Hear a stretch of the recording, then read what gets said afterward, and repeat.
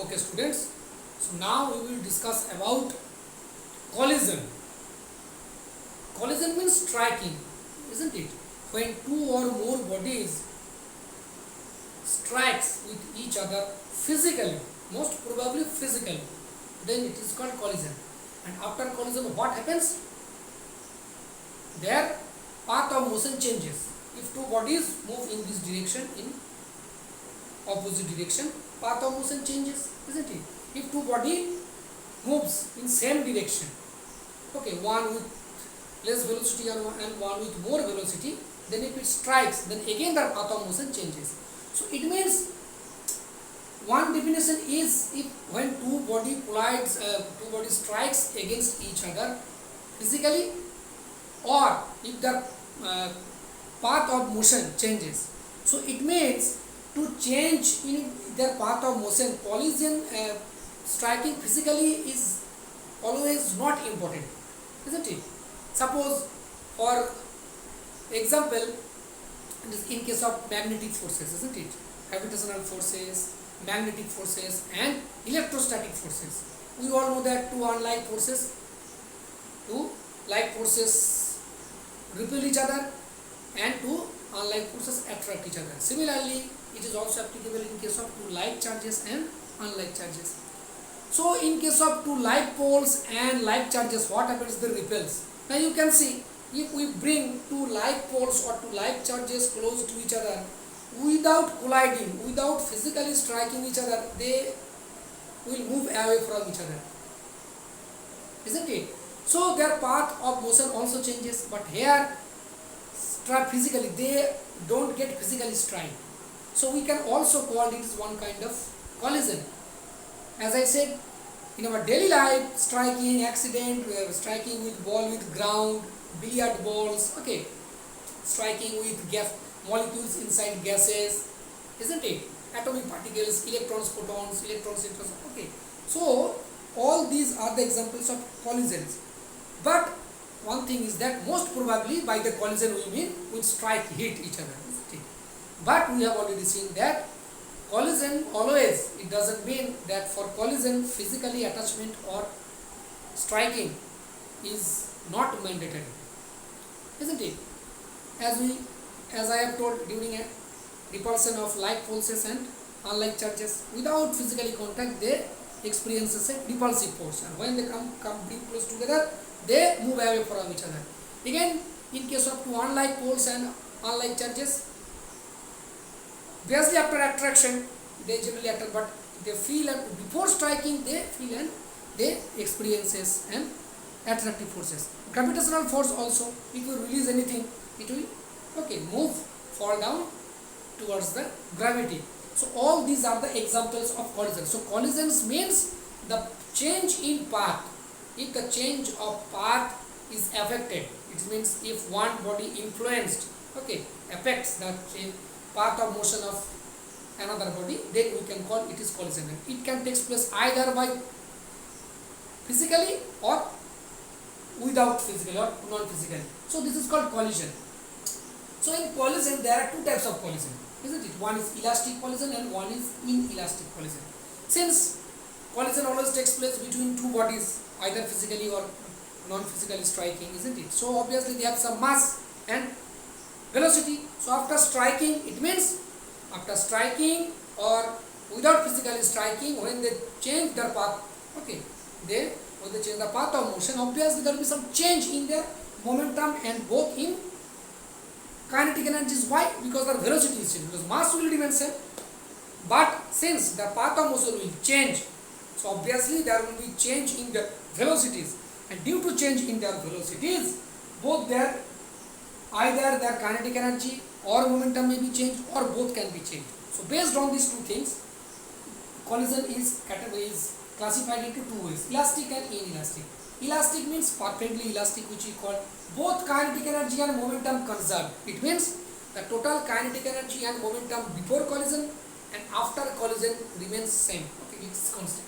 Okay, conserved according to, what can I say, that is law of conservation of linear momentum, when momentum is conserved. But in case of inelastic collision, kinetic energy doesn't remain constant, because it loses some of its energy in the form of heat. So kinetic energy dissipates. It means some of the kinetic energy is wasted or is lost, but total momentum is conserved. Now in elastic collision we get the example. Elastic means it is an ideal condition. The collision between atomic particles, electron, protons, okay. The collision between two smooth billiard balls or ping pong balls may be considered as elastic collision, okay. But in inelastic collision, since kinetic energy dissipates, means in our daily life all kind of collisions are included, okay, associated to inelastic collision. Collision between to kick bat and ball, okay, between two balls, any ball hitting on the ground, accident between automobiles, or every striking. Striking in our daily life is generally included in inelastic. That's why during collision some of its energy is lost in the form of heat. So kinetic energy dissipates, but total momentum is a concept. Okay, but now here we will discuss about the collinear elastic collision between two bodies. Okay, elastic collision. Okay, so in elastic collision both kinetic energy and momentum remain conserved or constant.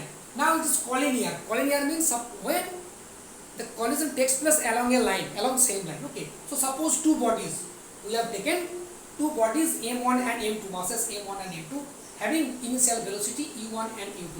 Clear? First body having mass m1 and initial velocity is moving. Suppose they are moving in this direction. Both particles are moving in the same direction. Clear? Okay. So now it may be same direction or maybe in opposite direction whatsoever. Okay. So u1, first body of mass m1 moving with velocity u1, second body of mass m2 and velocity u2. This is before collision. Okay. Suppose this is BC means before collision. Now when the collision, okay, the collision takes place, we can see which is shown by there. Okay, when they touch each other, this is DC. DC doesn't mean direct current. Okay, it is during collision.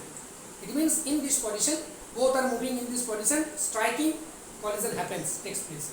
Then after collision, again they continue their motion in the same direction. After collision, since mass cannot be changed, so mass remains same, m1 and m2. But after collision, which is indicated by AC, not alternating current. Okay, so v1 is the velocity of first body after collision, and v2 is the velocity of the second body with which it moves after collision. So this is before collision, during collision, after collision. Okay, masses are remain same, u1, u2 before collision, velocities are after collision, they move along same line. That's why it's called collinear. v1 and v2. Now we will find out several conditions, terms and conditions, what can happen. Okay, so now from according to law of conservation of linear momentum, from LCLM means law of conservation of linear momentum, what can we write? Total momentum is constant, that is total momentum before collision is equals to total momentum after collision. So m1 u1 plus m2 u2. Why? Because the momentum of the first body before collision is m1 u1, you can see, and momentum of second body that is m2 u2, product of mass and velocity, you all know. So total momentum before collision is summation, addition of this momentum equals to total momentum after collision. The momentum of the first body after collision is mass with velocity. Now its velocity becomes v1, so m1 v1, and then after collision the mass the velocity of second body becomes v2, so its momentum after collision is m2 v2. So total momentum after collision is m1 v1 plus m2 v2. We can write according to law of conservation of linear momentum. Okay, so from here calculating, taking m1 common, u1 minus v1, taking m1 v1 this side, m1 into u1 minus v1 equals to m2 into v2 minus u2. Name this equation number 1. Again, now since this is elastic collision, and we all know, we have already learned, not only momentum but kinetic energy is also conserved. So we can write total kinetic energy before collision equals to total kinetic energy after collision. So that's why half m1 u1 square plus half m2 u2 square equal to half m1 v1 square plus half m2 v2 square. Kinetic energy expression half mv square, you all know. Okay. Now from this, okay, deduction, that is half cancel, all half cancel, clear? Cancelling half. So m1 taking v square v1 square this side, so m1 u1 square minus v1 square equals to m2 v2 square minus u2 square. Name this equation 2. Now if we divide equation 2 by 1, what we will get? m1 cancel, so this divided by this, so u1 square minus v1 square, and in the denominator u1 minus v1 equals to v2 square minus u2 square by v2 minus v2. Now a square minus b square is equal to a plus b into a minus b, so a minus b will be cancelled, so u1 minus v1 will cancel. Okay, and we will have left u1 plus v1 in the left hand side. Again in the same process towards the right side, v2 minus u2 will cancel, only we have u2 plus v2 remains. So from this we can write u1 minus u2 is equal to v2 minus v1. Okay, kept it in box. Those equations which are in box are very important. Name is 3. What does it mean? It means the relative velocity of the two bodies comes closer is before collision is equal to relative velocity of the two bodies to move away after collision, isn't it? Relative velocity u1 minus u2, difference in the velocities we may call it relative velocity. So before collision the relative velocity between the two bodies coming closer before collision is equals to the relative velocity to move away after collision. Number 3. Then from here we can get the value of v2. So v2 equals to u1 plus v1 minus u2. Now we will put this value of v2 in equation 1. Where is equation 1? Here. You can solve it by your own. So if we put the value of v2 here, we will get m1 into u1 minus v1 is equal to m2. Now in place of v2 is equal to u1 plus v1. Okay, remain okay. Now here minus u2, twice minus u2. Clear? Okay, calculating. Okay, then we will get m1 minus m2. Okay, u1. This is m1 u1. This is m2 u2. So taking u1 common, m1 minus m2 is equal to u1 plus twice m2 u2. Okay, minus m2 minus twice u2. So minus okay. If we take it, okay, if we move it towards the left side, it will be twice m2 u2 equals to. Now you can see m1 v1 minus, we will okay shift it towards the right side. Already m2 v1, so v1 common, m2 plus m1. Okay, m1 v1 m2 u2, so m1 plus m2. Okay, so from this we can get the value of v1. v1 is equal to m1 minus m2. So this m1 plus m2 will be in the denominator. So m1 minus m2 by m1 plus m2 into m1 plus twice m2 by m1 plus m2. Give this equation 4. Name 4. Now putting, okay, so from now putting this value of v1, okay, in equation 1, okay, clear, we can write. So this is 4. Clear? So this is equation 3 and 4. Now again, so putting the value of v2 in equation 1, we get the value of v1. Similarly, by putting the value of v1, okay, from here, again we will put in equation 1 and we will get the value of, okay, we will get the v2. So now we get equation v2 from here. Similarly, from equation 3 we will find out. It means to find out the value of v1, we will take the help of v2. Putting the value of v2 in equation 1, we will get v1. Again, putting the value of v1 from 3 equation 1, we will get v2. So you can see from equation 3 we can get the value of v1. Previously we calculated the value of v2. Now here v1 equals to, you can see here v1 equals to v2 plus u2. You can see v2 minus u2 will be plus v2 and then minus u1. v1 will be towards left side. So putting this value of v1 from equation 3, we have find out the equation of v1 in equation 3, then we will put in equation 1. So we will get, okay, so many steps. So directly I have written v2. You will get v2 is equal to twice e1 plus a1. So similarly, the way by which we find out the velocity of v1, the expression of v1, similarly we will get v2. Okay, twice m1 by m1 is m2 plus m1 minus m2 by u1, given equation 5. Now now it's the conditions. Now it's time for conditions. Condition number 1, m1 equals to m2 and v1. Okay, m1 equals to m2 means if m1 equals to m2, it means if both the bodies are of same masses. If the masses of the two bodies are same, what will happen? Then in that case m1 is equal to, put in equation 4 and 5. Okay, from 4, if we put m1 is equal to m2, then m1 m2, so this will cancel 0. m1 is equal to m2, so in place of m1 we can put the value m2. So m2 plus m2 twice m2 cancel, so v1 is equal to u2 from equation 4. Equation 5, what can we get? This part will 0 since m1 is equal to m2 minus 0. m1 equals to m2, so in place of m2 we can put m1. So m1 plus m1 twice m1 cancel, v2 is equal to u1 from 4 and 5. So if two bodies are of same masses, what we can say? We can say v1 is equal to u2 and v2 is equal to u1, isn't it? v1 equals to u2 and v2 is equal to u1. It means after collision they will exchange their velocities. They will exchange their velocities. Clear? Okay.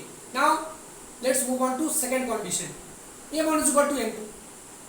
If the mass of the bodies are same, but u2 equals to 0. u2 means the velocity of the second body before collision. It means if the masses of the two bodies are same, if the second body is at rest, stationary, then in that case what would happen? Then in that case, from equation 4 and 5 again, from 4 what we will get? m1 is equal to m2. So this part is 0. Again m1 is equal to cancel. Again u2 is equal to 0. This part is also 0. It means v1 is equal to 0. v1 is equal to 0. And then v2 from equation 5, m1 equals to m2. This cancel. u2 is equal to 0. m1 is equal to m2 means twice m1. Okay. That is v2 is equal to u1. Okay. v2 is equal to u1. So it means if the both bodies are of same masses, but if the second body is at rest, isn't it? Second body is at rest, then what would happen? Then in that case, it means the first body will stop, will become at rest, and the second body moves with velocity of the first body, isn't it? A body is at rest. It happens in case of collision between two billiard balls, isn't it? A body is at rest when the masses are same. Second body is at rest. If the first body strikes it, isn't it? First body will remain same.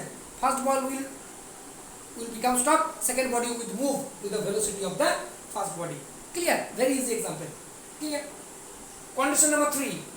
If the masses are not same means one is heavier body, one is lighter body. Okay. Not, I am not talking about immense heavier. Okay. Massive immense. Okay. No. Slight difference. It means the masses are not same. So one is comparatively lighter, comparatively heavier, and second body is at rest. Okay. Then what would happen? Then again we will take the help of equation 4 and 5. So from equation 4, okay, to get the expression of v1 we will use equation 4, and from equation 5 we will get the expression of v2. So from 5 we will put m1 not is equal to m2. Okay, so we cannot minus. Then u2 is equal to 0. So if u2 is equal to 0, so this part remains 0. So we have only this part. So that's why m1 is equal to v1 is equal to this one. This is equation 6. Very important. From v2, since u2 is equal to 0, I have told. So these parts will vanish. We will only have twice m1 u1 by m1 plus u2, 7. What does this condition state? This condition states that if the masses are not same and if the second body is at rest, now in this case you can see the velocity of the first body never can be stationary after collision. If masses are same, then the velocity of first body, isn't it? If the masses are same and second body is at rest, only in that condition the first body becomes stationary after collision. But if the masses are not same and second body is at rest, then you cannot make the first body motionless. Example is in the game of carom, when you strike, wasn't it, the coins, the smaller coins with the striker, isn't it? After hitting, it still, after some time, for some time it maintains its velocity. Clear? But I am talking about here elastic collision. Since in case of carom board it is not elastic collision because it is not ideal condition. If ideal condition can be created during playing carom, the striker will never become strong. Clear? So this is the example. Okay. Condition number 4. m1 much greater than m2. u2 is equal to 0. It means if the first body is massive heavier, is much heavier than that of the second body, and second body is at rest, then we will see equation 6 and 7 what will happen. Then ignoring m2, why? Since m1 is much greater than m2, so we can say m2 is much okay, m1 is much heavier than m2. then M2 is much less, is much lighter than M1. So in that case, we can ignore the value of M2, isn't it? So ignoring M2 from equation 6, ignoring M2, we can M1 vanish, M2 vanish, M1 plus M1 by M1 cancel 1. So V1 is equal to U1, very close to U1. Whereas in equation 7, we are ignoring M2 since it's extremely lighter in comparison to first body. So ignoring M2, clear? So M1 cancel, twice E1, very close to, from 6 and 7, isn't it? So what can we say from here?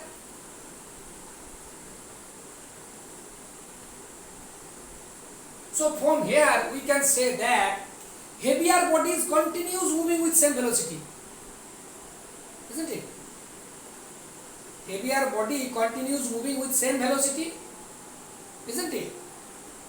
Since M1 is the heavier body, much greater than, so V1 is the velocity of the heavier body, first body.